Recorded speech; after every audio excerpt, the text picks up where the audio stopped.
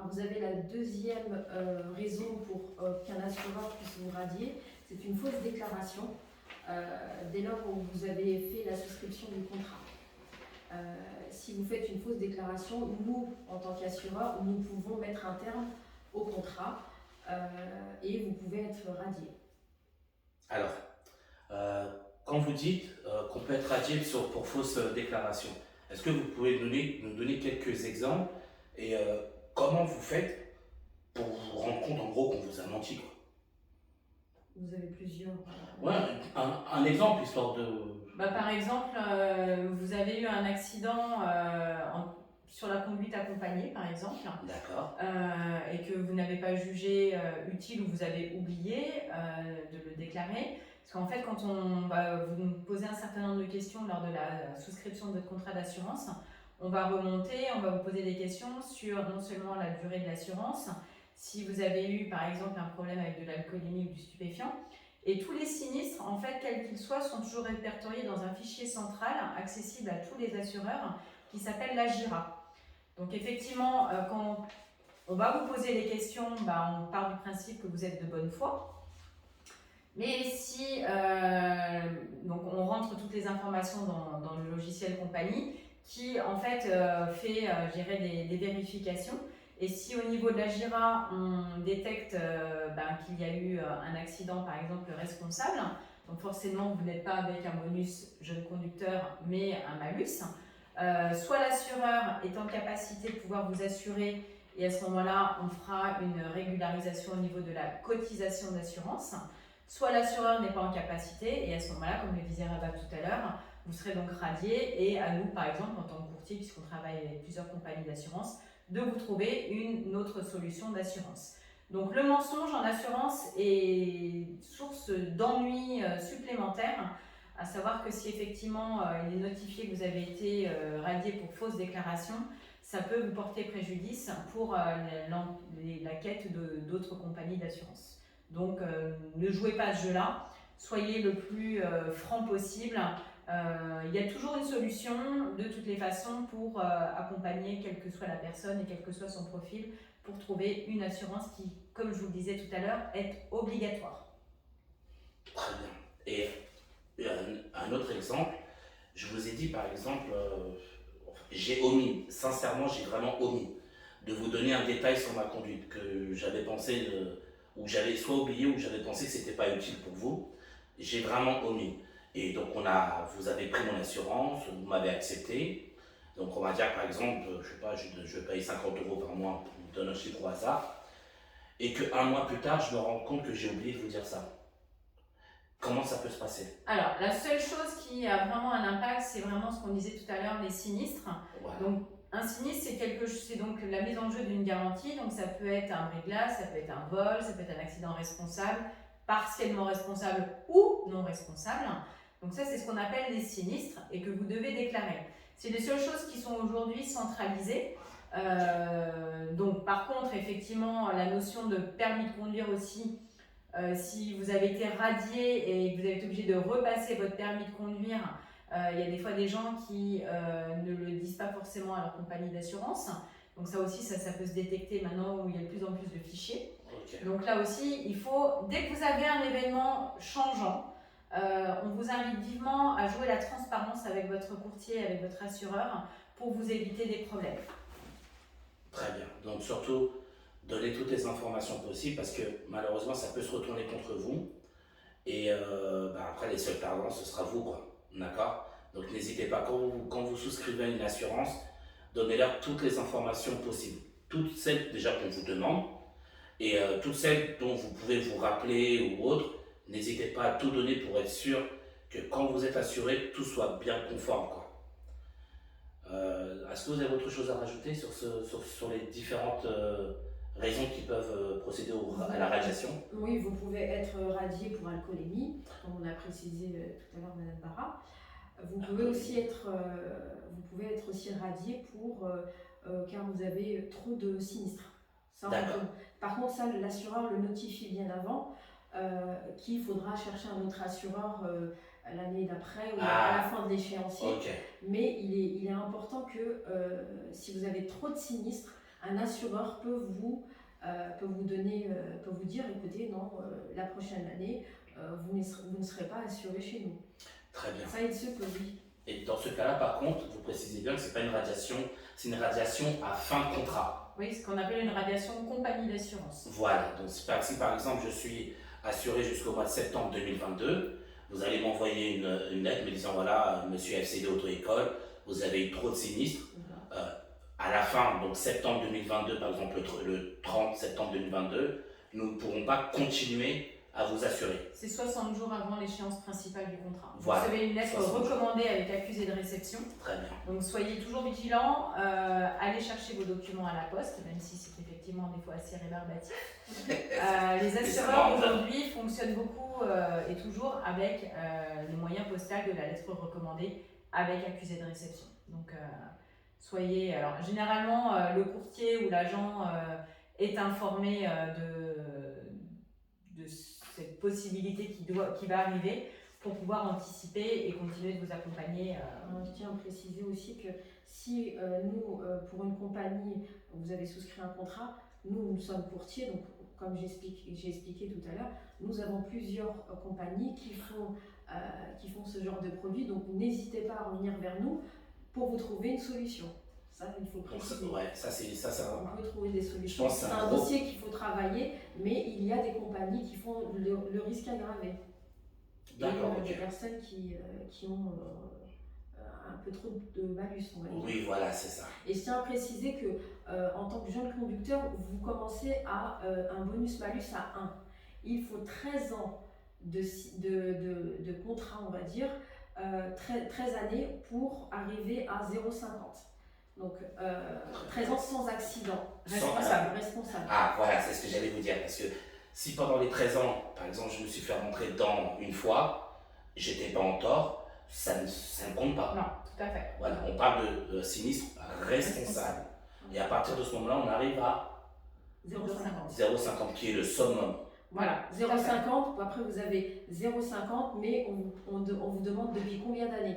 Là aussi, ça joue énormément. D'accord. C'est avec, comme je vous ai dit en début de vidéo, c'est ce bonus-malus qui va déterminer le montant de la prime. Ah oui. Donc il est très important de ne pas causer de sinistres responsables, de faire très attention en tant que jeune conducteur sur la route. Bien sûr.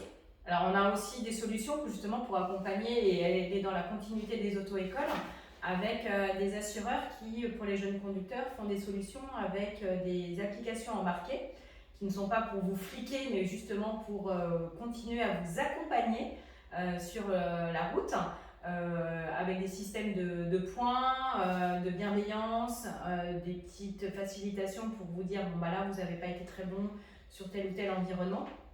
Et pour certaines compagnies, ça peut aussi se transformer, donc les points se transforment en, comme vous avez une bonne conduite, en une prime qui va être réduite, ou des cadeaux, ou des choses comme ça, pour justement continuer cette pédagogie que vous avez eue lors de votre enseignement auprès de l'auto-école, que vous soyez dans un apprentissage classique, ou de la conduite accompagnée, ou de la conduite supervisée.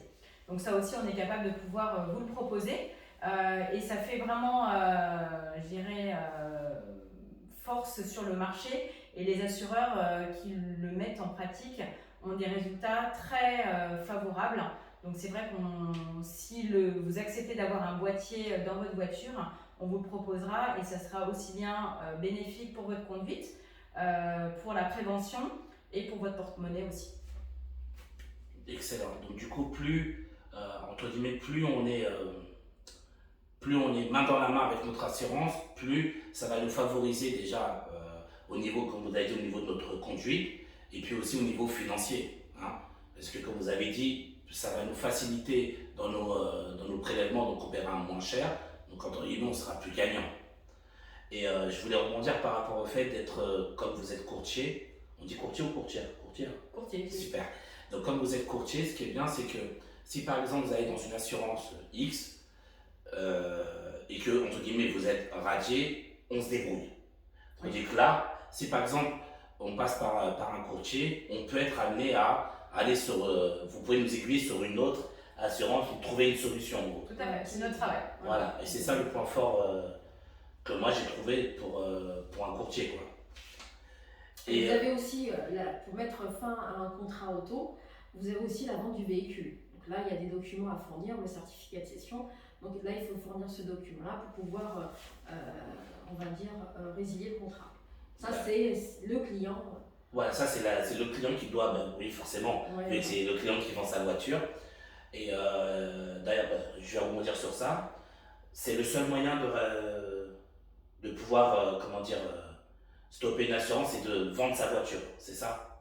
Ah non, vous avez. Alors, quand vous avez un contrat qui a plus d'un an, aujourd'hui, vous avez plusieurs possibilités. Donc, si au bout de la première année, bah, vous trouvez que la compagnie dans laquelle vous vous trouvez ne vous convient pas pour X raisons, donc vous avez plusieurs possibilités. Soit vous pouvez dénoncer le contrat d'assurance 2 mois avant l'échéance principale du contrat, soit quand vous recevez votre appel de cotisation, vous pouvez dénoncer votre contrat dans les 20 jours suivant la réception de cette lettre sous la loi Châtel.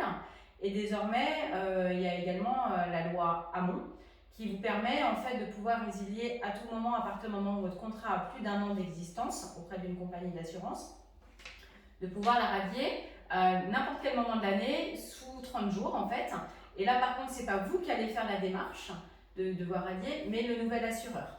Ah, Et d'accord. là, donc, par exemple, vous avez souscrit en août 2020 un contrat d'assurance, vous avez l'opportunité, vous avez fait un devis ailleurs, donc vous pouvez aujourd'hui dire bah, tiens, j'aimerais bien changer parce que j'ai trouvé pour les mêmes garanties, même franchise, une réduction de 15%. Je décide donc de changer d'assureur, donc ça sera au nouvel assureur de faire la démarche auprès de l'ancien assureur, donc sous la loi Hamon. Donc à ce moment-là, l'ancien assureur vous demandera donc payer ce que vous devez payer et le contrat s'enclenchera 30 jours après cette dénonciation directement chez le nouveau. Et vous par contre, vous n'aurez aucune démarche à faire, contrairement à la dénonciation que vous pouvez faire 2 mois avant l'échéance principale ou via la loi Châtel. Super. Très bonnes informations à savoir. Alors, donc question suivante. Du coup, on a répondu à plusieurs questions d'un coup là, tant mieux. Donc voilà, ouais, alors, attendez, je cherche des nouvelles questions. Un détail que beaucoup oublient et que moi, c'est vraiment grâce à mon métier que j'ai pu m'en rendre compte, le port des lunettes. Il faut mettre un point d'exclamation dessus. Qu'est-ce qui se passe pour quelqu'un qui porte des lunettes? Quelles peuvent être les conséquences en cas d'accident ou, pareil, tout à l'heure on disait en cas de déclaration volontaire ou tout simplement oubliée, je porte des lunettes, qu'est-ce qui se passe? Est-ce que vous pouvez nous donner toutes déjà, ces c'est informations? mentionné dans votre permis de conduire. Voilà, ok. Ça, c'est automatique. Et puis, il se peut, je dis bien il se peut, que l'assureur refuse de vous rembourser. Dans quel cas? En cas de... Ça, vous pouvez... Si par exemple vous Un avez cas un basique, accident, vous ouais. avez oublié vos lunettes, D'accord. sur votre permis de conduire, donc au verso du permis de conduire, vous avez une notification comme quoi vous avez dû passer votre permis de conduire avec le port de lunettes. Donc si ça c'est stipulé et que le jour de l'accident, pour X raison, vous avez oublié vos lunettes, forcément vous n'étiez pas en pleine capacité, donc l'assureur, pour lui c'est un risque supplémentaire, peut dire qu'il ne couvrira pas vos dommages à votre véhicule à vous. Il est dans l'obligation par contre de couvrir les dommages aux tierces personnes et aux véhicules tiers qui sont impliqués dans l'accident, mais peut refuser pour X raisons de couvrir vos dommages à vous. Donc dans le port de lunettes, aujourd'hui on est toutes les deux, je dirais par exemple, à porter des lunettes. Ça ne figure pas sur notre permis de conduire parce qu'aujourd'hui, c'est pas, je dirais, on n'a pas une vision suffisamment dégradée pour que devoir à repasser le permis de conduire ou avoir une notification sur notre permis de conduire. Donc il y a différents niveaux. Par contre, j'invite vraiment les gens, si par exemple, suite à une grave maladie ou un accident dans le cadre de votre vie privée, vous veniez à avoir une dégradation assez conséquente sur votre vision. L'ophtalmo, de toutes les façons, va aujourd'hui vous le signifier et le signifier aussi pour pouvoir avoir un permis de conduire qui soit, je dirais aujourd'hui, en relation avec votre acuité visuelle. Donc ça, c'est vraiment très très important. Et généralement, quand c'est mentionné sur un permis de conduire, vous devez aussi repasser des visites médicales dans des centres spécialisés qui vont vous permettre de pouvoir revalider votre permis de conduire avec la bonne acuité visuelle. Très bien. Et est-ce qu'il y a un délai de cette visite médicale? Alors généralement, vous êtes convoqué.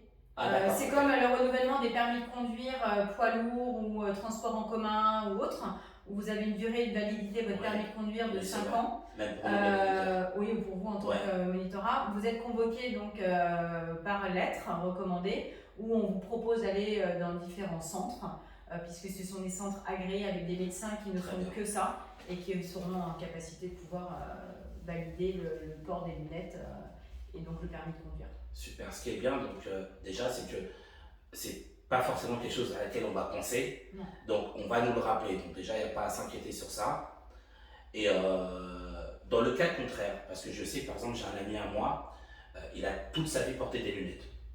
Et il a fait une opération des yeux avec le laser, Oui. qui fait qu'il n'a plus besoin de porter de lunettes. Bah là, même démarche. Vous Voilà. devez informer donc la préfecture pour Ok. dire bon bah voilà, aujourd'hui avec Je ne porte plus. je ne porte plus de lunettes, d'avoir un certificat médical prouvant que l'acuité visuelle n'était pas du tout celle qui est mentionnée sur le permis de conduire et bien sûr en informer votre assureur.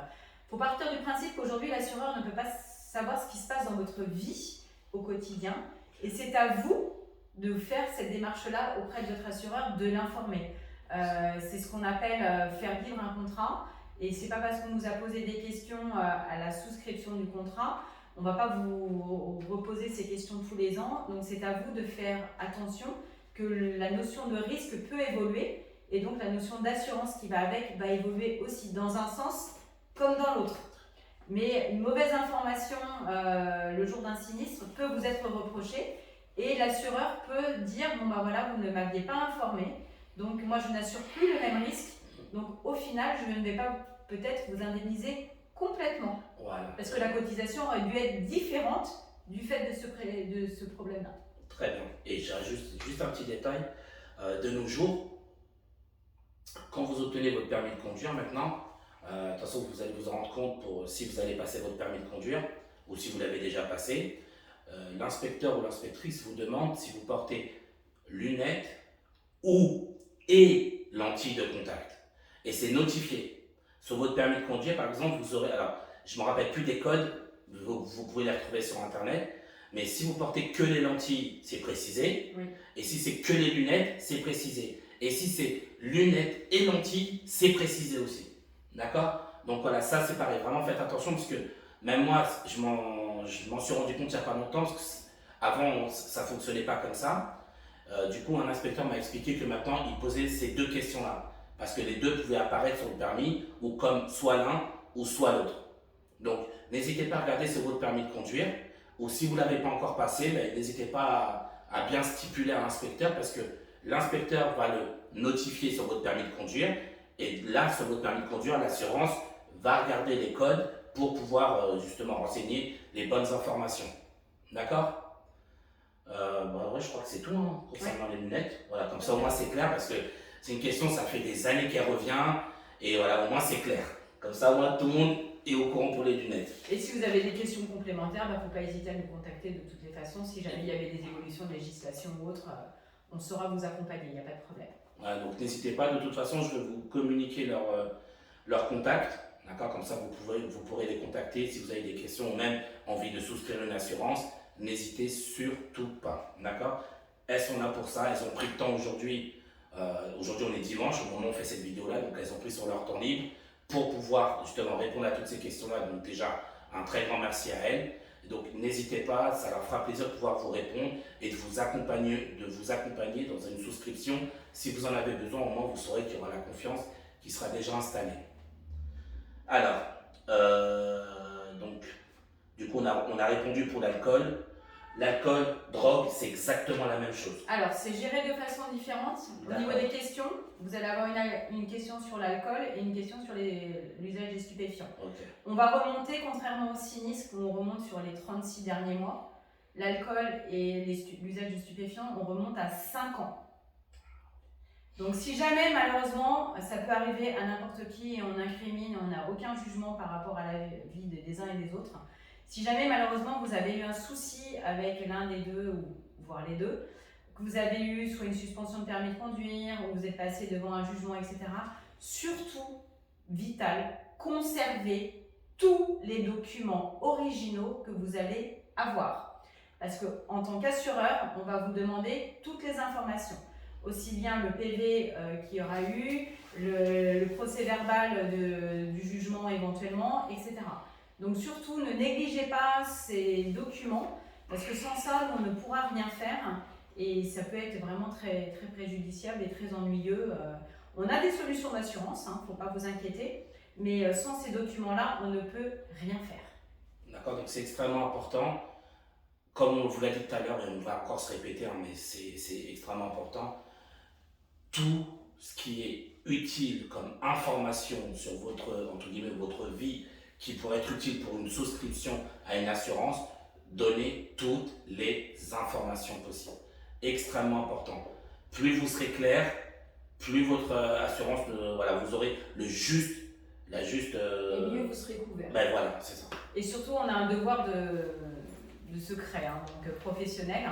Donc tout ce qui est, je dirais, ce qui nous est donné comme information n'est utilisé que dans le cadre de l'instruction du contrat, et on ne divulgue pas ce type d'information à qui que ce soit. Donc vraiment, on se doit d'avoir le secret professionnel, ce que l'on respecte bien entendu au quotidien de notre métier. Alors, question suivante. Comment m'assurer en tant que deuxième conducteur? Alors, est-ce que il y a des profils différents? Par exemple, je vais essayer de vous donner quelques profils différents, vous me direz si c'est la même chose. Moi, Raphaël, je n'ai pas encore de permis. Je viens d'avoir mon permis de conduire. Ma femme a déjà son permis de conduire depuis 10 ans. D'accord? Je peux m'assurer en tant que deuxième conducteur, que ce soit ma femme ou que ce soit moi, le fils, avec mon père, ou est-ce que je peux, par exemple, moi, Raphaël, avec mon ami, mon pote d'enfance, m'assurer avec lui? Est-ce qu'il y a des profils différents ou c'est simplement s'assurer deuxième conducteur, voici comment ça fonctionne, ou pour telle situation, ça ne fonctionne pas? Vous voyez ce que je veux dire? Oui.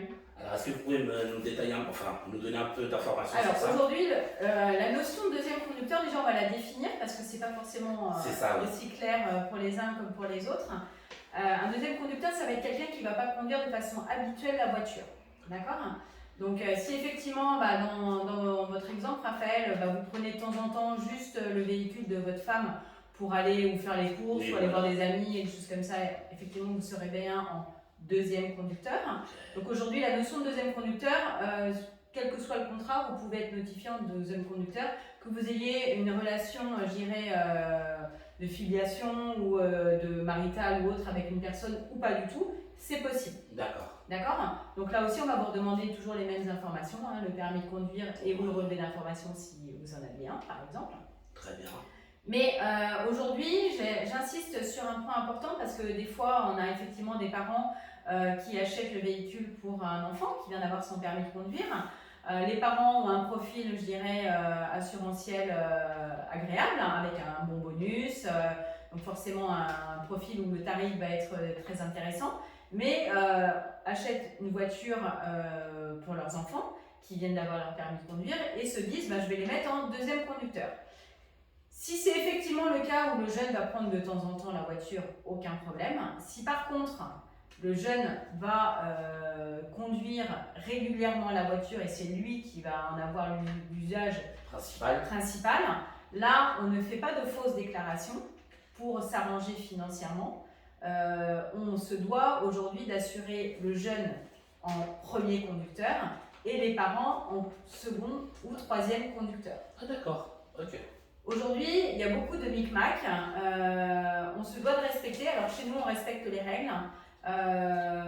Et il est important de bien les respecter parce que je vous explique, si jamais il y a 1, 2, 3 sinistres malheureusement responsables ou non responsables et que l'assureur détecte qu'à chaque fois qu'il y a un sinistre, c'est le jeune qui est au volant, dans des situations ou des horaires différents, même sans avoir des implications, je dirais, dramatiques, on peut s'interroger et les diligenter des expertises et de se dire, en définitive, vous n'êtes pas vous n'êtes pas second conducteur, mais conducteur principal.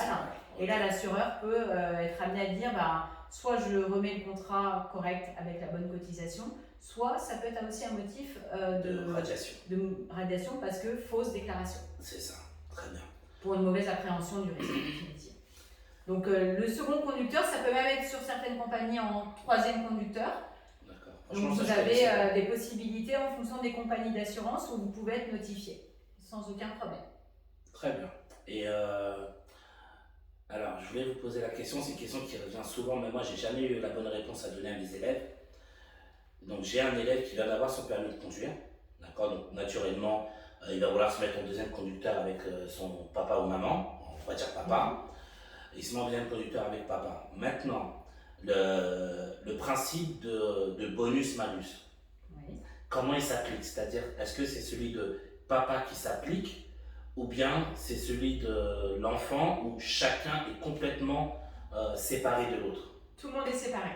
En fait, il y a un bonus pour le véhicule, on va reprendre celui du conducteur principal. Voilà. Mais par contre, quand vous avez des conducteurs notifiés sur les contrats, chacun va engranger son propre bonus. Okay. Donc ça veut dire qu'aujourd'hui, quelqu'un qui a mentionné son fils ou sa fille sur son propre contrat, le jeune, au bout de 3 ans, décide de prendre un contrat à son nom parce qu'il va avoir sa propre voiture. On va reconstituer le bonus sur son antériorité à partir du moment où elle est mentionnée sur le contrat d'assurance des parents. Très bien. Ou le malus. D'accord? Okay. Parce qu'on est obligé de reconstituer depuis sa notification sur le contrat jusqu'au moment où il va prendre l'assurance à son nom.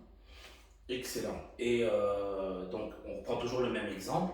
Donc, par exemple, moi, Raphaël, je m'assure avec mon père. Donc, je viens d'avoir mon permis, je m'assure avec lui. Comment ça va se passer au niveau de la prime? C'est-à-dire que papa va continuer à payer la même chose ou papa va payer un surplus par rapport à moi qui conduis la voiture en deuxième conducteur? Donc, il y aura un surplus voilà, parce que vous êtes jeune conducteur. Donc, on va prendre en considération le bonus du conducteur principal et de tous les autres conducteurs mentionnés sur le contrat. C'est ça. Okay, donc, vous, en tant que jeune conducteur, il peut y avoir une troisième personne avec un bonus de 0,72 ou des choses comme ça. Et c'est une alchimie de tout qui va se faire.